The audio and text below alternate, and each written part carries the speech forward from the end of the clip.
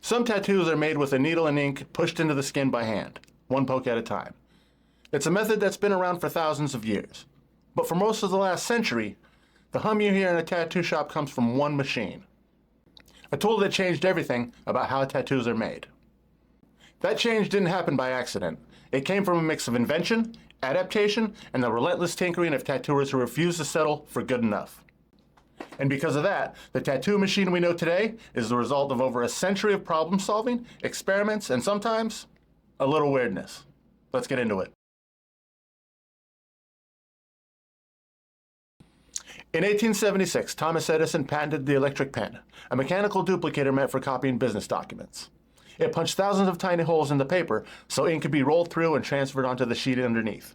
It wasn't designed for skin, but it had one thing that caught the eye of tattooers: a motor that could move a needle up and down at a reliable speed.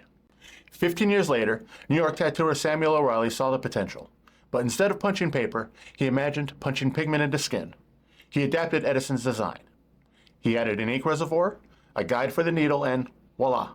In 1891, he filed the first patent for an electric tattoo machine in the United States. It wasn't perfect.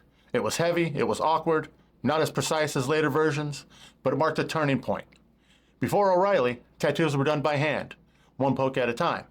After O'Reilly, tattooers had a tool that they could speed up the process and even open new creative possibilities.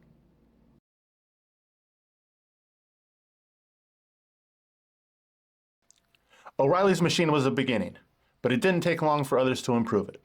In 1904, Charlie Wagner, another New York tattooer, patented a refined design. His improvements included a better spring system and a more consistent power supply, which made the machine easier to control and less likely to stall mid-line. Wagner worked out of a barbershop in Chatham Square. He didn't just tattoo. He sold flash, he made pigments, and he co-ran one of the first American tattoo supply businesses. His machines were sturdy, they were practical, and most of all, they worked. Because of this, they quickly spread among working tattooers. Did you know? Charlie Wagner practiced on pigskin that he got from local butchers. Some of these he preserved and later sold to medical schools or collectors. From what I understand, a few of these are still around today, preserved in private collections and in museums.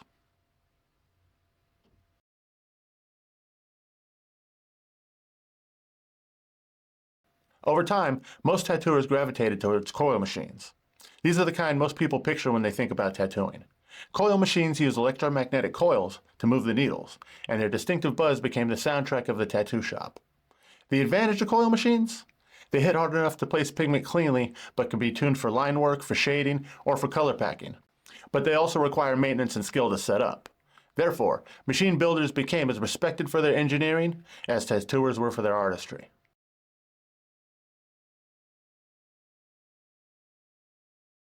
Paul Rogers was a World War II medic turned tattooer who became one of the most respected machine builders in the history of tattooing. And he didn't just run machines. He broke them down. He studied every part, and he even rebuilt them from scratch. He logged coil wrap counts. He logged capacitor values. He logged frame geometry. He logged spring tension. Every tiny measurement that might perfect performance. Because of this, his notes became a blueprint for generations of builders. These blueprints, these notes, they're all preserved today at the Paul Rogers Tattoo Research Center. Rogers believed that a well-tuned machine wasn't just a tool. It was a partner in the creative process. If the machine ran right, the tattooer could completely focus on his work and give people a better tattoo.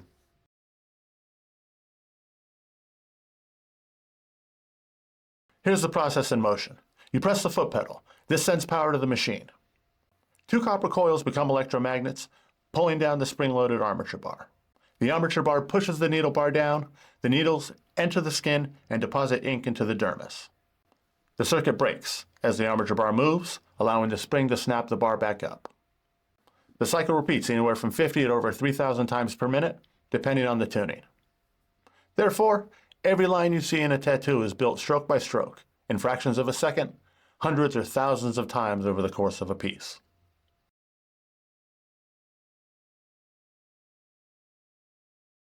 While coil machines are iconic, they're not the only game in town. Rotary machines use a small motor and a cam wheel for smooth, quiet operation. They're great for color packing, really good for black and gray work as well. Pneumatic machines, invented in Carson Hill in 2000, are powered by compressed air and can be fully sterilized. Wireless rotary machines let tattooer work without cords, and from what I understand are perfect for conventions or guest spots. Pen-style machines offer ergonomic comfort and are popular in cosmetic tattooing. Therefore, while the coil machine remains a cultural symbol, modern tattooing allows artists to choose the tool that best suits their style.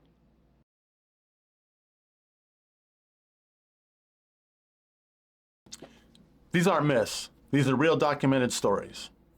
In post-war Japan, tattooers often hid coil machines inside radio casings to avoid them being seized by police. A coil machine built in the 1910s still runs today and is kept at the Tattoo Archive.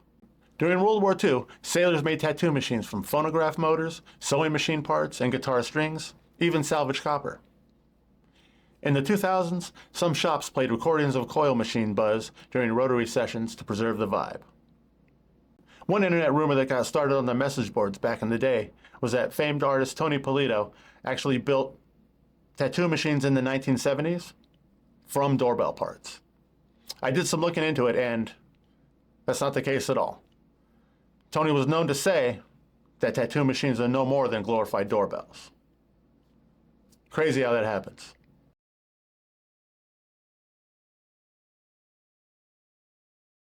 The sound of a coil machine is more than noise. It's part of the ritual. That buzz makes a first-timer nervous.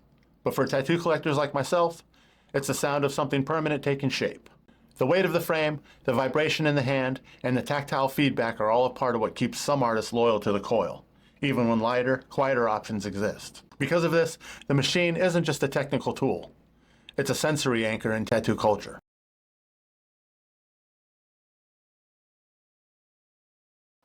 Even with all the changes, the basics remain the same.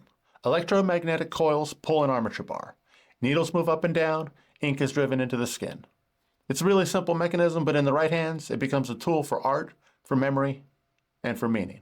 Special thanks to the Paul Rogers Tattoo Research Center, the Tattoo Archive, and other museum and archival collections whose preserved machines, documents, and photographs made this video possible, and to Rich Fay for sharing historical context on the Tony Polito story.